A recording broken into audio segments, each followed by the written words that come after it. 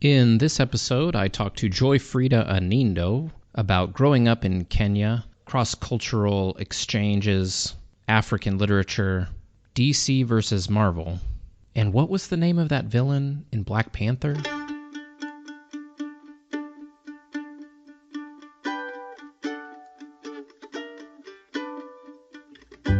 Welcome to the podcast where we talk about things we're not supposed to, learn how to have difficult conversations, and talk to people about what makes them different. This is the We Don't Talk About That with Lucas Land podcast, where we do talk about that with me, Lucas Land. It's never the right place or time. It's imperceptible to the eye. It's never the right place or time. Hi, Joy. Welcome to the podcast. Thank you. I'm happy to be here. Joyfrida Anindo. Am I saying that right?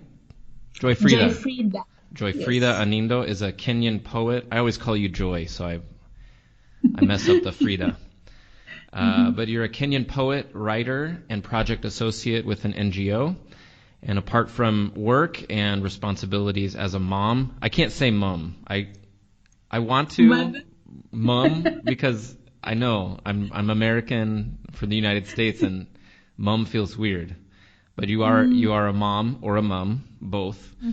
But you also enjoy blogging your poetry, short stories, going to a game of rugby, and reading works of fiction by your favorite authors. Is rugby really big in Kenya? It is to some extent because it's the only sport at the moment where, you can get international matches that are, you can go to a stadium and see an international match like Kenya versus Spain or something like that. Yeah. So I like watching soccer on TV, like the Premier League and whatever. But for rugby, there's just, you can be there when it's happening. So I love to go to live games for that. Yeah. Gotcha. Cool. The podcast is about talking to people who are different than each other and talking about our differences and talking about how to talk about differences. So it's okay to be wrong and make mistakes, and we want to ask a lot of questions, be curious, and that sort of thing. So no pressure. No, you don't have. Neither of us really needs to impress anybody. Got you.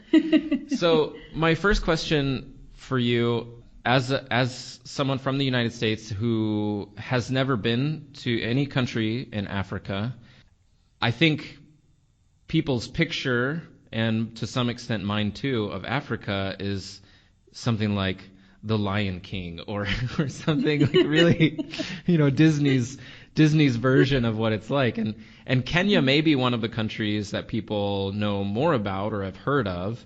But I feel like that's probably the picture of what Kenya is like. So could you tell me a little bit about what it was like for you growing up in Kenya, and then what it's like for you now? I mean, did you grow up in the city, in the country, and you just had pet giraffes and talking lions?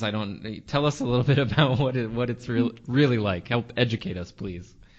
Well, first of all, about Lion King and Africa, yes, we do love to sing and dance for everything. There is this comedian, I think it was Trevor Noah, who said that, Africans, you can never really know if they're really mad, because if they're mad, they're singing. If they're happy, they're singing. If they're sad, they're singing and dancing and the drum. So are we dancing, singing sad, or dancing, singing happy? Yeah, so that is one thing that is true about us.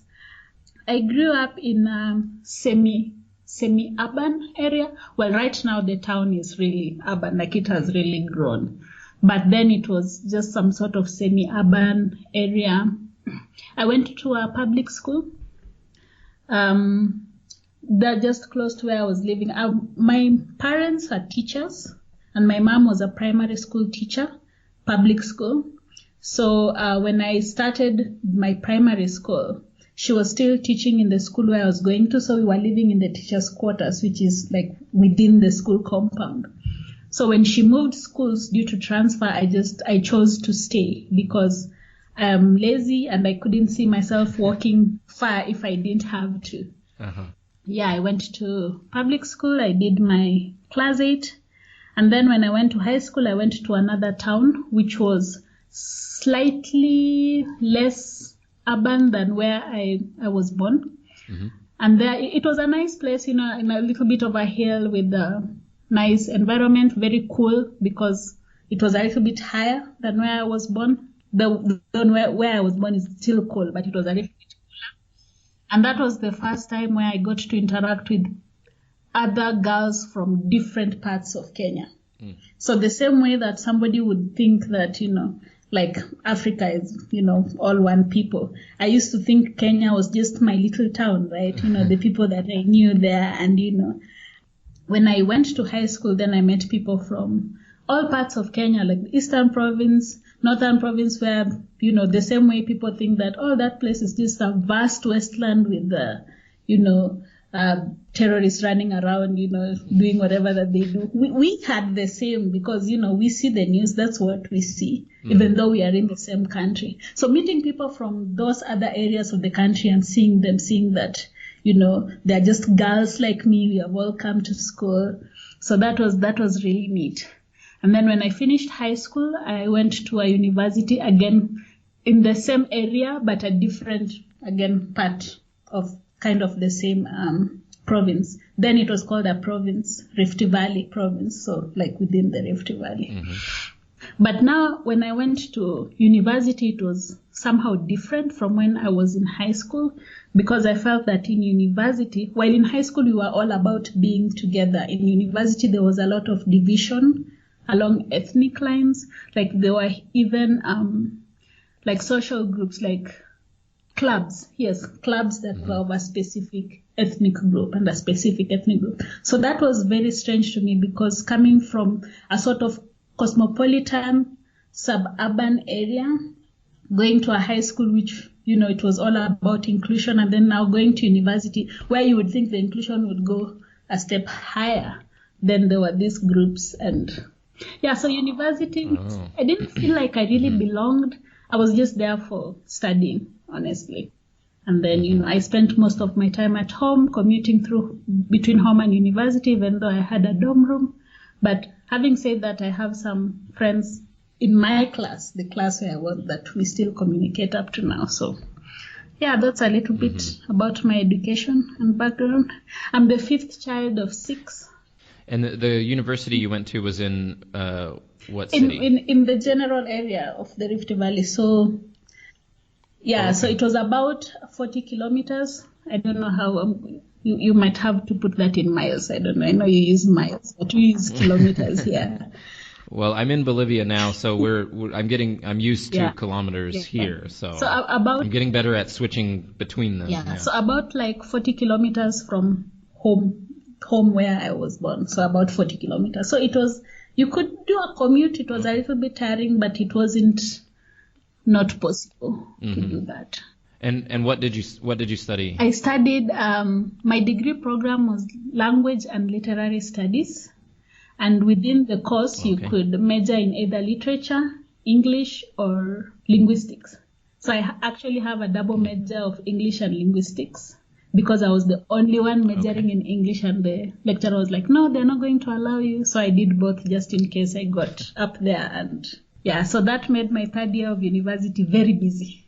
Yeah, I was doing like double the courses that everybody else was doing. But I enjoyed linguistics and I enjoyed English at the same time. So I'm happy about that. Obviously, you speak English very well. What are the other languages that you speak or that are spoken in Kenya? First of all, Kenya, we were colonized by the British.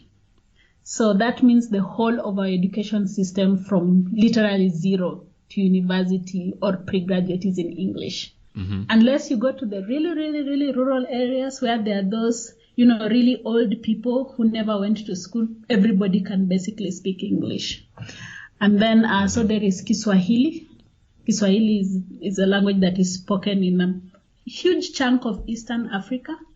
So Kenya speaks Swahili, Tanzania speaks Swahili, Rwanda speaks Swahili. Uganda are the only ones in the middle there who don't speak Kiswahili.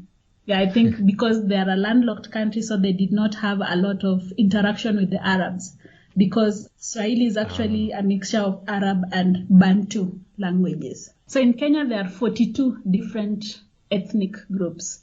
So for more than 42 are the ones that are documented, but if we take even the marginalized one, it would go up to 45. So my language is Luya. So I speak English, Kiswahili, and Luya. I speak a bit of Kikuyu. Kikuyu is because it's a Bantu language, so it's easy to grasp. So at any one time, you'll find that Kenyans can speak up to 4 or even 5. If you decide to take French, even 6. In the home, what was spoken growing up? When I was much younger, it was Luya, because the ladies who were taking care of me, the nannies, most of them could not speak English or Swahili. Just because during that time, education was still a thing of privilege. Right now it's free, like primary education is free, but then you needed to pay some money, and not a lot of people could afford that. So my mom would go to her rural home and bring a cousin or somebody within the family to come and take care of us. So we would speak Luya. And then when I went to kindergarten, I started speaking Swahili and English. And then as from grade 1, now it's mostly English, because all the subjects are basically in English. And then, we still do a subject in Swahili. So we would speak English in school, maybe with teachers and others, because they were trying to encourage us to speak more English, which I have a big problem with. But that's a topic for another day. But informally, like when we were playing or having recess, we'd just speak Swahili.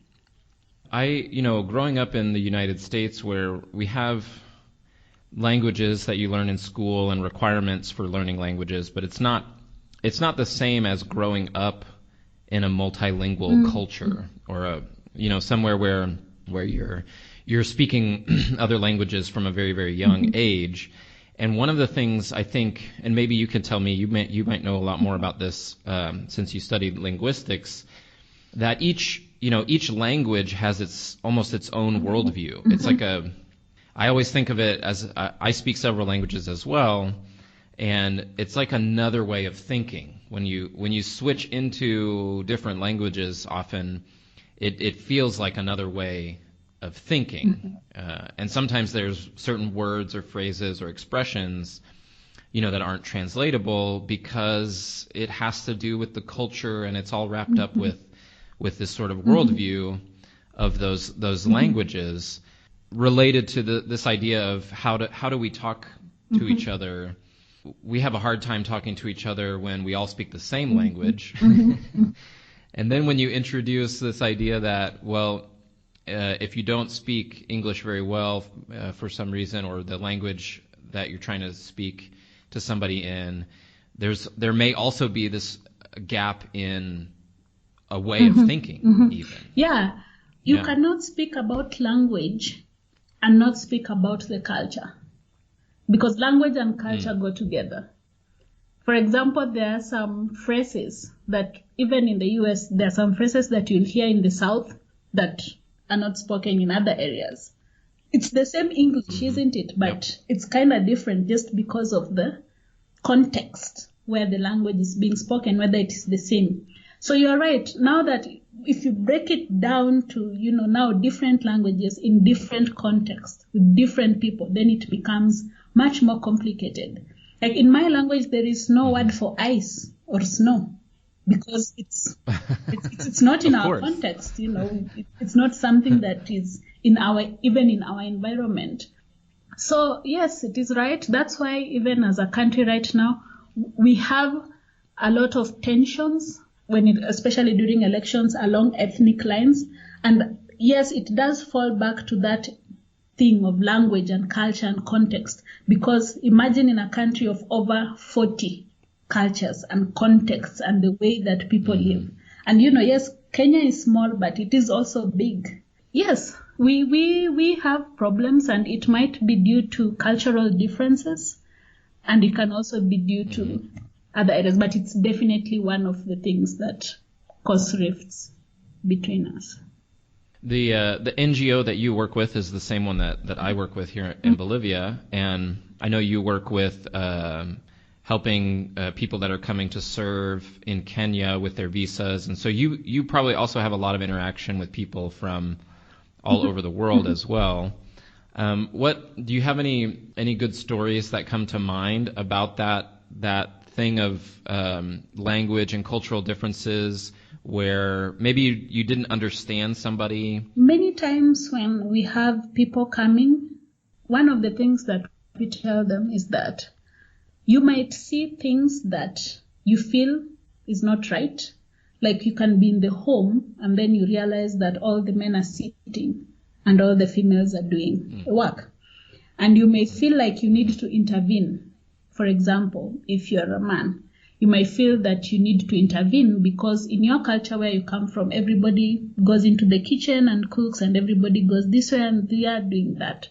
So I can speak in regards of culture because language, not really, because I'm a well-read person. Ever since I was young, I read books from different places. Can you imagine I read Sweet Valley Twins? Really?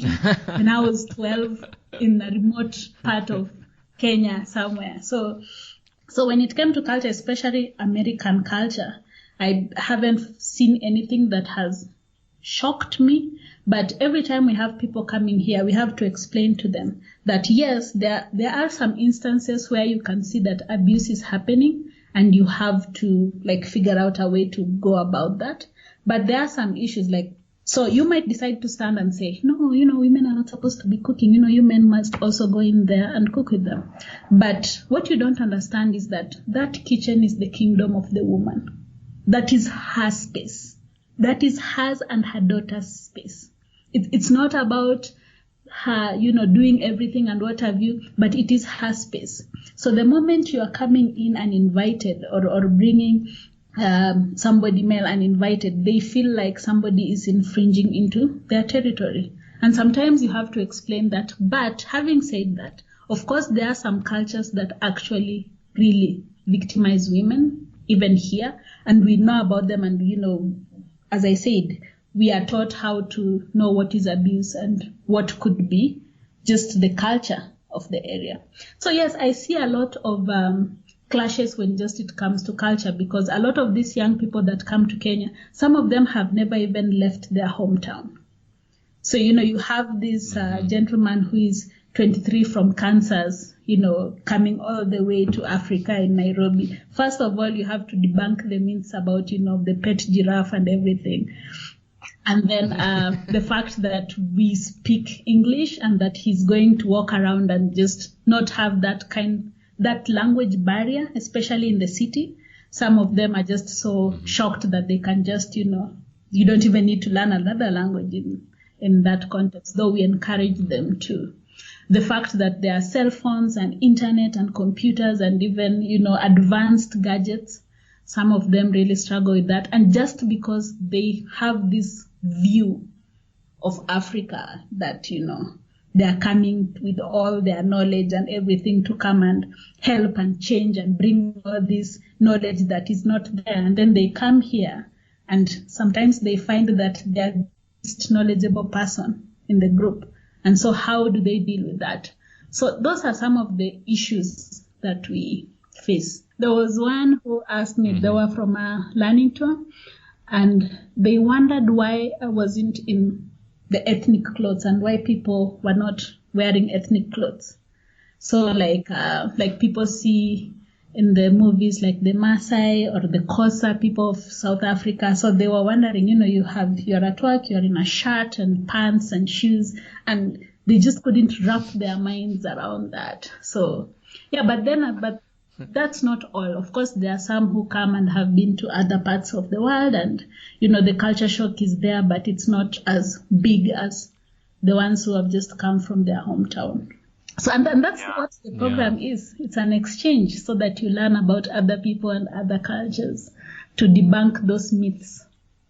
You and I both, growing up, we don't think about our culture because it's the water we swim in. It's just who we are. That's what's nice about home is home is a place where you don't have to think, right? Because it's just who you are. It's what you learned growing up. It's natural. You don't think about it. And then when you are taken from that place and go somewhere else is when the shock is actually, in some ways, is less encountering a culture that's different as realizing that you brought a culture with you. Yes. You know, and realizing, oh, I brought a whole set of assumptions about gender roles or dress or so many different things, and it's not the culture you go visit or the exchange you have causes you to actually have to look at your own culture almost more than this new culture. That the newness sort of wears off after a while, and then you realize, oh, there's all these things that I brought with me, my own culture, and that process can be really difficult and for some people. So here's another question. Maybe tell me a little bit about your faith background, beliefs, and how you work with Mennonite Central Committee, as do I, and how you ended up working with Mennonite Central Committee. Okay. I grew up in a Catholic home, very Catholic, the whole deal Catholic. It wasn't that just going to church on Sunday for an hour and coming back home. Like, it was the whole deal. Being part of the Marian movement, Legion of Mary, things like those. The people who are Catholics would understand what all that is. So that is the faith that I grew up in, and I was really immersed in it. And the only time I discovered that there are different forms of Christianity out there was when I went to high school. So from being sheltered by my mom at home, making sure I'm going for mass and making sure I've done confession and making sure I'm praying my rosary and all these things. Then going to an AIC school, that is Africa Inland Church, which is basically a Pentecostal church. So for me, it was a huge shift from the traditional Catholic mass to Pentecostal. We all know how Pentecostals worship. So that was a big shift for me. And, the whole time, my parents would tell me, you have to keep your faith. You have to keep your faith. And I remember that was the time that I started questioning exactly what faith was. Is faith Catholicism? Is faith being a Pentecostal? Like, what is faith? Because I was always being told, make sure you remember your faith and keep the faith. And that is my first recollection of starting to think about this broader view of religion rather than just this one that I had been exposed to. I found out through a friend of mine who worked with the MCC before. So she is from Canada and she was living in Tanzania doing degree course exchange thing. And so I met her through a mutual friend, and then she told me, I've been in Kenya doing an interview for this position in this MCC. And I asked her, what is MCC? And she told me Mennonite Central Committee. I said, nope, never heard of it. You don't know about the Mennonites? I was like, yeah, no, never heard about the Mennonites.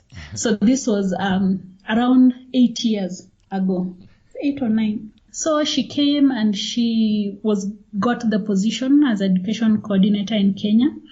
So when she did, because both of us were really, really young women in the city. I had just lived in the city for about 6 months. Well, considering where I was come from, even though it was urban, still Nairobi was a shock city to me. So we decided to live together as roommates. So we lived together for 3 years, and that was which spanned the term of her service in Kenya. During that time, I learned a lot about MCC. I even volunteered at the school that she was working at, just doing small things, working with the children and learners at risk. And then when she left, I worked in a different place for about 2 years, where I was doing just, again, education stuff. And then, so there was a position and they advertised and I came for an interview. At first I interviewed for a different position, but they felt like it was better suited for a service worker. But then again, they figured that there was this gap in the office. Then there was a gap for a sort of admin assistant. And they asked me if that is something that I could do. And having known all that MCC does and, having had that first dip into humanitarian work, I said, even if it's arranging files, I just want to be in that environment where, there are actually people who work and their job is just to help people. I want to do that too. So that was my thinking back then, because I had no wide view on humanitarian work. Now I'm not an admin assistant anymore. I do all projects and concept papers and the exchange work and what have you. So yeah, that's how I knew about MCC, and that's how I am here. And now you know who Mennonites are. And now I know who Mennonites are. And I have seen the different varieties of Mennonites that are available as well. So yeah. Very true. Yeah. It's kind of a big tree. It is. For sure. So tell me a little bit about when you were growing up, what were things that you learned about conflict? What were the messages you got about conflict from your family, from your culture growing up? How is conflict handled? When I was young, the only way to deal with conflict that was there was that the adults know and the children don't. So at any one time, you are supposed to listen to what the adult is saying and do it to the letter. So that was basically my childhood. There was no room for negotiation, no room for alternatives, no room for what. It was either you do what you're told or you get the stick, right? Yeah. So it was not a spanking, it was a beating. Yeah. So growing up, that is what I knew. When I went to high school, and then, during that time, you're all teenagers, and then we started talking, and, you talk to a friend and you say, by the way, when I was home during the holiday, I was doing 1, 2, 3, and my mom beat me for it. Or somebody says something like that, and then you're thinking, why? Couldn't they have told you to stop? Why do we have to, either listen or, get punished? And that was a major turning point for me, because I remember when I was about 15, that is in Form 2, I came home. And for the first time, I didn't want to go to vigil mass, because we would go to vigil mass every Friday. And I had just come from school that morning and I was tired. So I told my mom that I'm not going to go for the vigil. And she didn't say anything. But in the evening, when she was getting ready, she came to the room and said, well, we are leaving. And I said, I said that I wouldn't be able to do it today. Maybe we can go next time because I'm feeling tired. And I think that was the first time that we had a conflict of, I'm saying this and you're saying this, and there is no dialogue. This is what I'm saying. And for the first time I asked, why? Why can't I have a choice in this? It didn't end well, though I didn't go to the vigil because I was feeling hurt by the punishment and whatever. But after that, it became a little bit frosty between me and my parents and between me and my siblings, because my siblings are like way older than me. We have a gap of around 12 years between me and the closest sibling. So I started wanting to know reasons behind, why are you telling me this? Why shouldn't I do this? Can we talk about this and decide the best way forward and things like that? But many times it didn't work because, again, it is ingrained in us that, you listen to your teachers, you listen to your parents. If you find an adult in the street and they tell you to do this, that is what you do. So that is how I grew up with conflict. I mentioned at the beginning of the podcast that I want us to ask questions and be curious. And it's true that sometimes generates conflict. It causes conflict when you ask questions, especially when you're becoming more conscious of the way that the culture or the way that you grew up kind of affects you, and now you're questioning it. And I grew up in rural Texas, probably about the same time you're questioning your parents. I was questioning things about Texas, and I can remember myself a specific conversation with my parents. I really was into music and had been in choirs my whole life. And I said, well, what if I only like music because you guys sent me there? Maybe I don't really like it. It can cause conflict, even though we say we value that. Even at school, you'll find that, a teacher says something and you have maybe read ahead and you know that what they're saying is not really right, and you raise your hand and you say it, and then it's like, oh, now you're showing that you're smarter than me. Do you want to be the teacher now? And then I just felt so, I didn't understand. Just around that same time, like I couldn't understand why. So if I see that you are doing something that is a little bit off or not the way I understood, should I not ask? Then what are we doing in the classroom at this point? Yeah, I wasn't very popular with the teachers, so I think that's quite a given. Well, and you said earlier, when you were talking to your parents, that what you wanted was choice. Yes. You wanted to have choice, and I think the opposite of having choice is control. And teachers are in the United States and here in Bolivia, many places are taught that the main goal, aside from educating, is keeping control. Yes. Right? You have to keep control of your classroom. It seems like that tension between human beings naturally wanting to have choices, to be able to decide things for themselves, is other people want to control, because our choices affect other people and we don't know how to handle that. And it's a thin line, because then I get choice and then I want to control the choices of other people as well, right? Power corrupts to some extent. The teacher doesn't, gives you the authority maybe in the class as a prefect, and you want to exercise that authority there. And, you are taking away the choice of the people. Just the same thing that you want, you're taking away from the others. So it is a balance. You have to find the right balance. And I think that is the most difficult thing, just finding that balance of having choice and control and things like that. Yeah, I think it's really wise for you to say that, and to point out it's a tendency that we all have.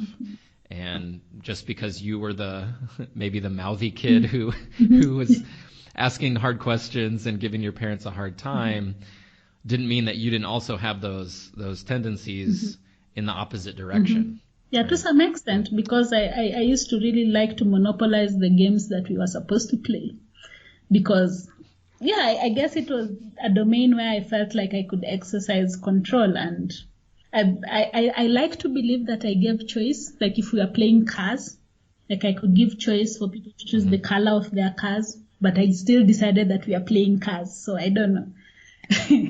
As I see, it's one thing that is very interesting is that if you deny people a way to exercise their rights, or a way to even give their opinion on something, when they finally rise up, it's always going to be a riot. It's always going to be a riot first, and then understanding, especially if the person on the other side is not willing to relinquish that control, or even just to listen to the other side. Like one time I told my mom, I remember I was around maybe 17 or 18, a bit older. And again, we had a lot of conflict in terms of religious lines.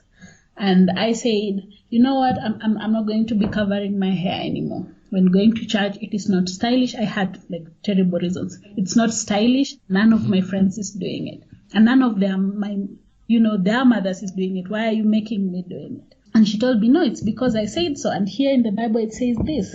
And then I said, well, at that time, I did religious studies in high school. So at that time, and I said, well, the Bible says a lot of things that even I don't think you follow. Yeah, that was a bad idea to mention that. But then I asked her, my point is that why are you not giving me a choice on the matter? Have you considered that I might actually choose your way if you just explained it to me well? And she was quiet for a second. Right. Because, you have not explained to me anything. You're just telling me to do things. And you have already decided that if you don't tell me to do it, I will do something that is not right. But have you considered that if you give me full information, I might actually either agree with you, or maybe we might find a middle ground on how to do that? Because, people always talk about dialogue. Let's talk about this. But do they really want to? Sounds good. Yeah, It sounds it good. sounds good to say, hey, Lucas, let's talk about this. And then in the end, Yeah. you will talk, and then I'll tell you, by the way, that is not even the way that we live here. So just like box it up back where it was and, close it. Well, you're now a parent yourself, right? Your daughter's 11, is that right? Yes, 11, turning 12 in August. My oldest turned 13 this year in May, so I have a teenager. He has lots of opinions and often shares them with me and likes to share how I'm wrong too. So I wonder, for you, what's been different for you, thinking about your growing up now and then becoming a parent. I think we always say or think, okay, I'm going to do this differently. I'm going to be different than my parents were. I'm not going to do the things I didn't like, and I'm going to try and do things different or do them better. And then often we find ourselves becoming our parents, and then we have to wrestle with that and try and understand. So what's that been like for you? How has it been the same? Maybe have you found things where you were, things that came out of your mouth and you're like, oh no, I became my mom, right? Or things that you decided to do different, that you did do different. You will hear me talking a lot about my mom because I lived with my mom most of my life. My dad was working in different parts of the country, and I spent most of my childhood and even adulthood, like pre-adulthood, with my mom. So my mom raised me well.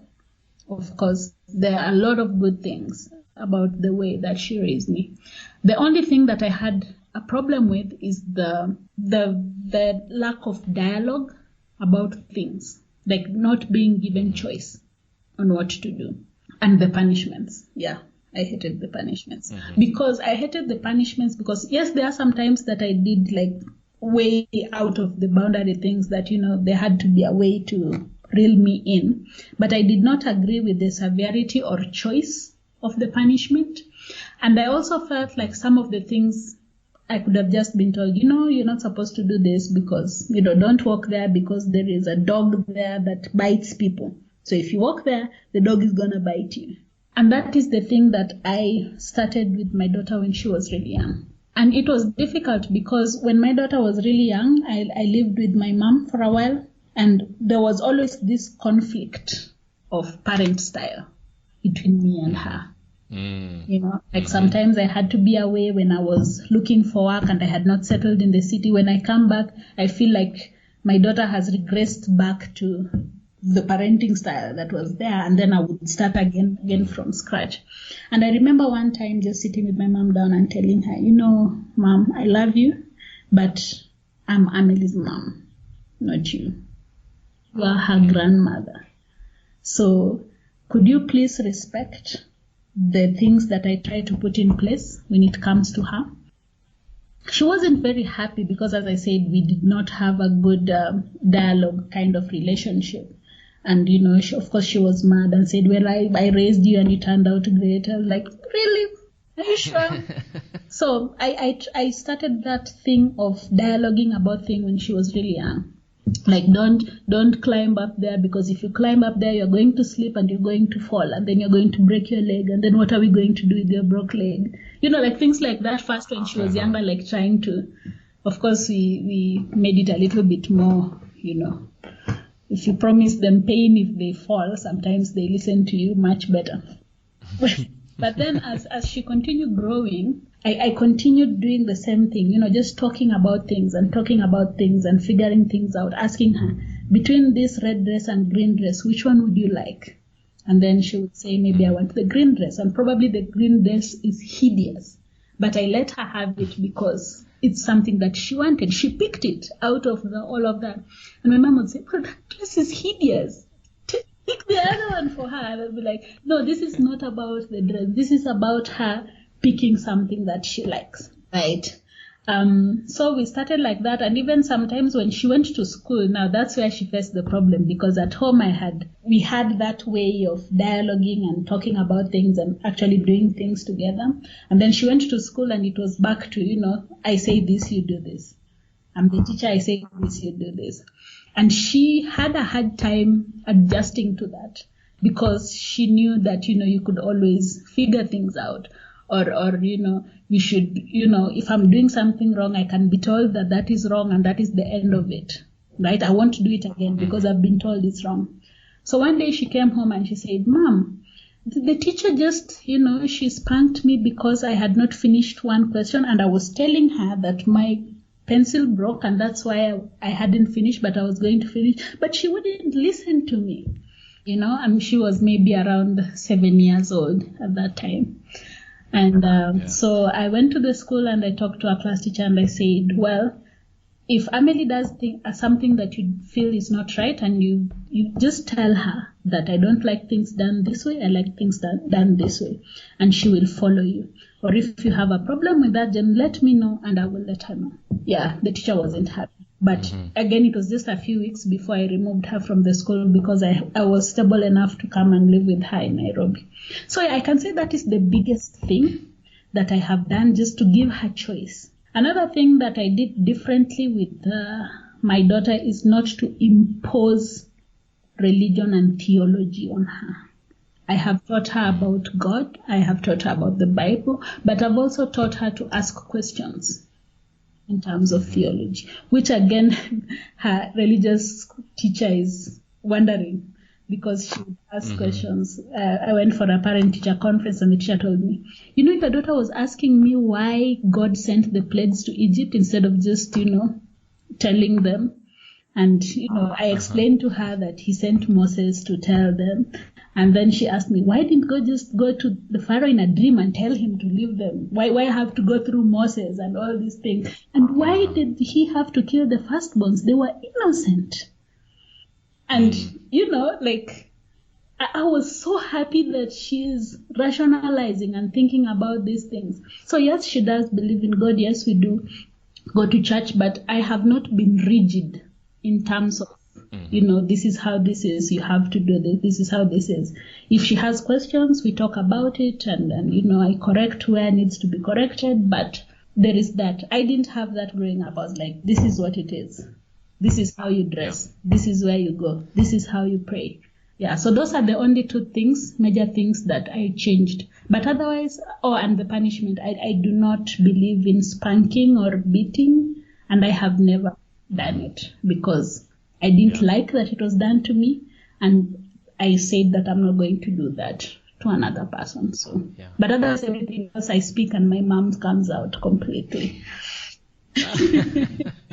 Yeah, it's inevitable for all of us, I think. The thing about religion, I think, is really interesting because I think in my house we're similar. I studied theology in seminary, and I really enjoy talking about that kind of stuff. I think some people, maybe religious people, worry if you're not more rigid or more strict or teaching rather than listening or dialoguing, that you're not passing it on. And that's the fear I think a lot of people have about that. For me too, in my relationship with my kids, a tricky balance between wanting to pass on what we learn that's good, or what we share what we believe about things, but be open to the questions and be willing to engage, willing to say, I don't know, there's not an answer to that. There's a lot of things in the Bible that are pretty mysterious and pretty difficult to wrap your mind around. And it's okay to say, well, I don't have a perfect answer for those things about suffering and why God had decided to have plagues instead of, doing it a different way. Drown everyone and start afresh kind of things. Yeah, right, exactly. So, it's a tricky balance. It's very, very tricky. And I remember one time I was talking to my mom, and we made a deal that Amelie could go to Catholic catechism class, but after that she should not impose any other religious teaching or what instruction to her. And I felt nice that we were able to come to that conclusion, because I did not want her to feel like I am rejecting her beliefs and theology and what have you, and refusing for it to be passed on to her precious grandchild. But I loved that we came to that we dialogued and we came to that, like, she was like, this is what I can accept. And I said, this is what I can accept. So where do we come in between? So we agreed that she can do catechism class all the way to being able to receive the Holy Sacrament and things like that. But after that she should now delegate the religious teachings to me. I would be remiss if I didn't mention we met in Akron, Pennsylvania, and if I remember, I don't remember how this came up, but our very first conversation immediately went to superhero movies. I remember. And it was something that we both connected with a lot, something we both enjoy. And I recently rewatched it, but it was my daughter's first time to watch Black Panther. Black Panther must have come out in like February or March 2018, if I'm remembering, because I remember seeing it right before we left. We moved to Bolivia with my son and his friend. On rewatching it, again, my love for Wakanda sort of bubbled up and was like, oh, well, yes, Wakanda forever. This sort of pride in African culture and possibilities. And when you were mentioning young people coming to Kenya and being surprised at there being smartphones and internet and all of these things, it made me think, yeah, that's because you guys are Wakanda, right? Like Wakanda's real. I mean, it's not. There's no vibranium, but this sense of like pride in African solutions to African problems, that there's resources and riches in Africa. I love that. But again, I was struck watching the movie about this sort of central conflict, which is one of the reasons I love the movie so much, between Michael B. Jordan's character. What's his name? Killjoy? Was it? No, it's not Killjoy. I'm totally blanking on his name. But the step brother. The brother, right? The is sort of abandoned in the U.S. and grows up as an African American in the U.S. and his perspective on them sort of abandoning him, and this tension between wanting to sort of isolate and keep Wakanda from dealing with the outside world's problems, and the sense that we need to go out and be able to use our gifts or whatever we have to help others. And even if Kenya doesn't have vibranium, Kenya has resources, even just in this conversation talking to you, to teach the rest of the world, to share with the rest of the world. And I loved so much that tension between those two things. And so I don't know if you have any thoughts about Black Panther. Yeah, that's actually a very, very, very good point of discussion, because I struggled with the same thing working with an INGO, an international NGO in my country. Where we are sitting, where we come from, we see the white man as the colonizer. Doesn't matter where you're from. You're white, you're colonized. You're coming to, make us dependent and, take our children and whatever, the whole spectrum. So yes, where do you draw the line between keeping tradition and welcoming other, right? I believe that everybody should at one point interact with people who are not from your home, who are not from your country, who are from outside your country in the same continent and outside your continent. Because growing up, I believed that, even though I read Sweet Valley Twins and whatever, I thought that white people are just these arrogant people who, they curse at their teachers and, they bully each other and they bully us because they colonized us. Every white person is British. I didn't even know there was America and Italy and whatever. Right? So you can imagine the first time I met an American, I was like, America? What do you mean America? And I also knew that, white people were blonde with blue eyes, the pigtails and the blue eyes. That's what I knew. But then meeting people, especially when I came to Nairobi, to the point of interacting to a living together situation, because Monica is Canadian and we lived together in the same place. Just, debunking those myths that, these are just people like me. The only difference is the color of our skin, right? I can obsess over Harry Potter in Nairobi and somebody else is obsessing over Harry Potter in New York, right? Yeah. We as Africa, I will bundle us up as Africa right now, because a lot of my African friends, not only Kenyans, but people in the larger African region, believe that, yes, I understand that we went through colonialism and we are still completely mad about it, as is other people in the world, India and whatever. But to believe that interacting with other cultures, especially outside of Africa, is corrupting us is something that I wholly disagree with. Because I believe that we have something to offer, and the other people from other countries also have something to offer. I'm not saying that we, emulate everything the same way that you'll come here and you'll not emulate everything. When I went to Pennsylvania, I still hate blue cheese. Though some people may like it. But when it comes to culture, like, why can't we take the good things of our culture and take the good things out of the other culture and kind of make this hybrid that we can all just live together? Right now in the world, there are a lot of problems, with the race issues in the US and ethnic issues here. Sometimes I wonder, like, the World Wide Web was supposed to sort of kind of bring us together, but it sort of also gave an opportunity for all these differences to come out, and some people have taken that and just run with it and just made all this negativity. Like, you can see it everywhere.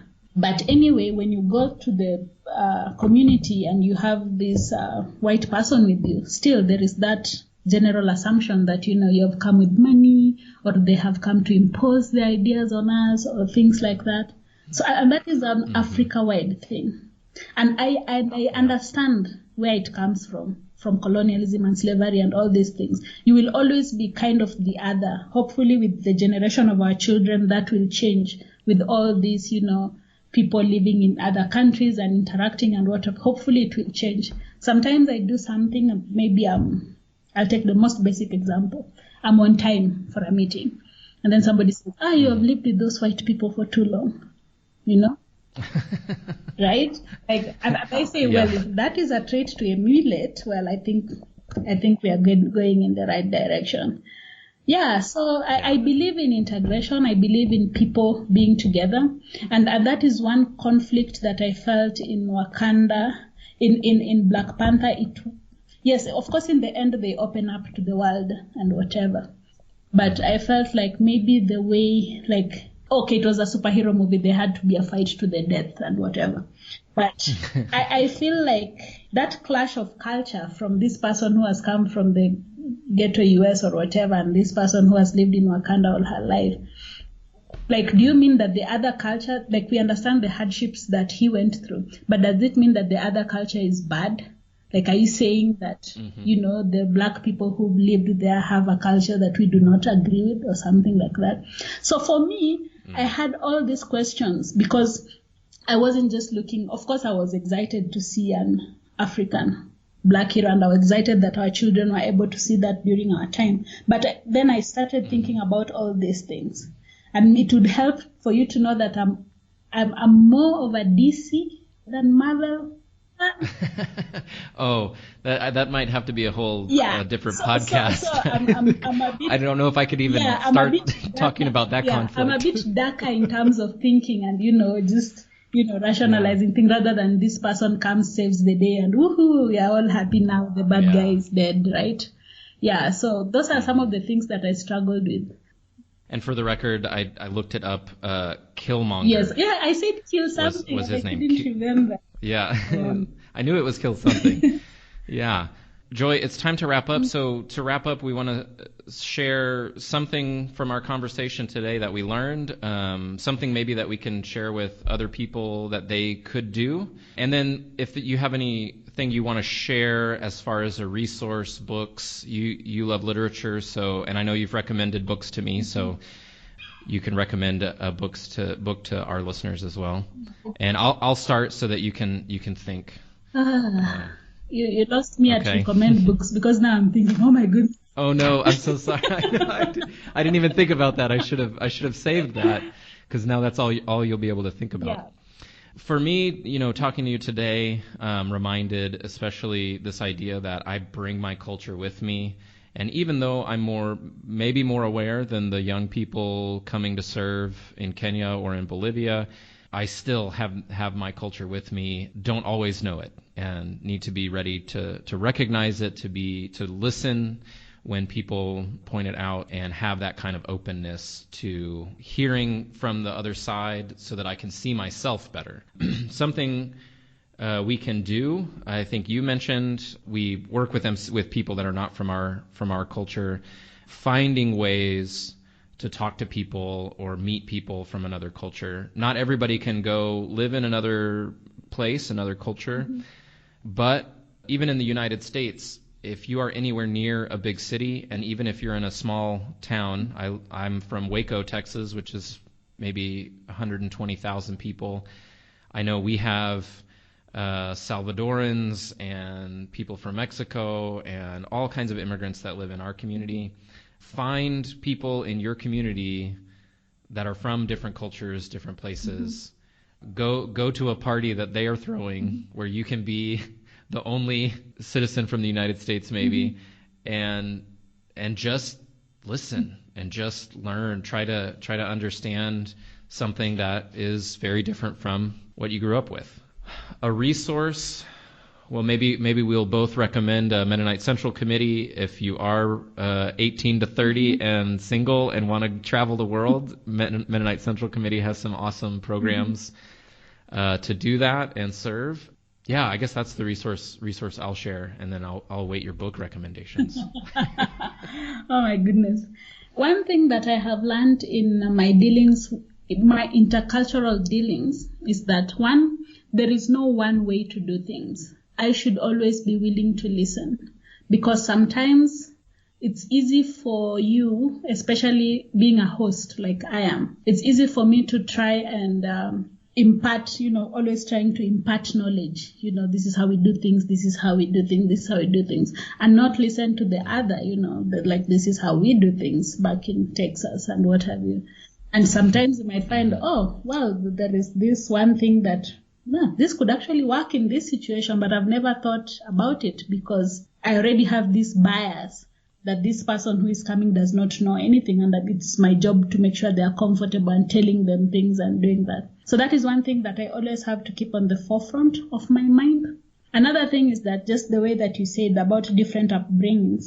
Many times when I talk to people from different cultures, I find that we faced similar problems growing up, especially with parents and authority and things like that. And it could be a generational thing, of course, because I'd be talking with people who are nearer to my age. In the end, we are all just the same. We are facing the same challenges growing up and things like that. And once you accept that, then you're willing to open your mind to listen to what this person has to say, whether you are in their culture or they're in your culture. Once you open your mind like that, then you are able to listen and talk and share and things like that. Many times you find that you have a lot in common. Okay, I do find that I have a lot in common with a lot of people. Mm-hmm. So for reading resources, I don't know, where do we even start? There are so many books.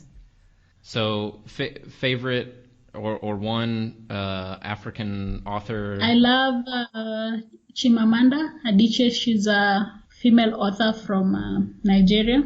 I love her work. Mm-hmm. I like Chinua Achebe. His work is also really good.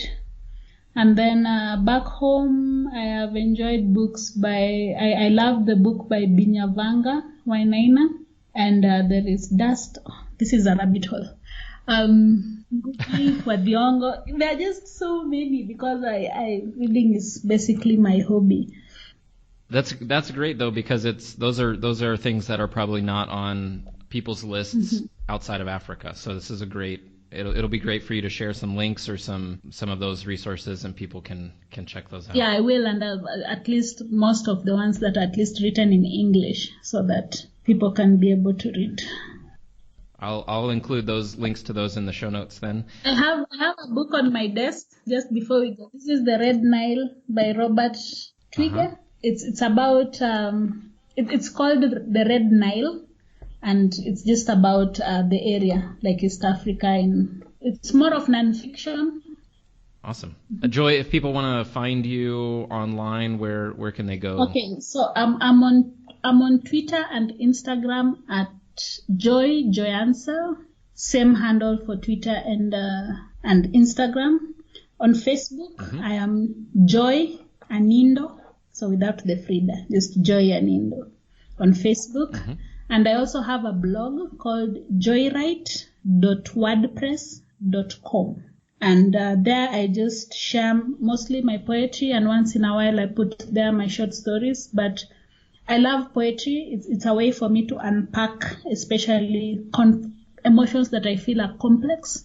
I find that I'm able to put them nicely in poetry. And I go the whole spectrum from ghazals to pantoms to sonnets and what have you. It's just, that's great. Well, thanks so much for joining us today, and maybe we'll have to have you back sometime, and we can dive deeper into superhero movies and literature. Sure thing. I'll be very glad to do that. Yeah. Thanks for joining us on the podcast. I hope you found it helpful. If you enjoyed it, please help us spread the word by subscribing, sharing it with your friends, rating and reviewing it on Apple Podcasts or wherever you get your podcasts. Many thanks to Neil Curran and Infielder for the use of their music. You can find more of their music online at infielder.bandcamp.com. We would love to hear from you and get your feedback on the show or future topic ideas. You can find us on Facebook, Twitter, and Instagram at WDTAT Podcast, or email us at WDTATpodcast@gmail.com. A final thought from Brené Brown. The willingness to show up changes us. It makes us a little braver each time. Until next time, keep showing up and keep being brave. What are you gonna do?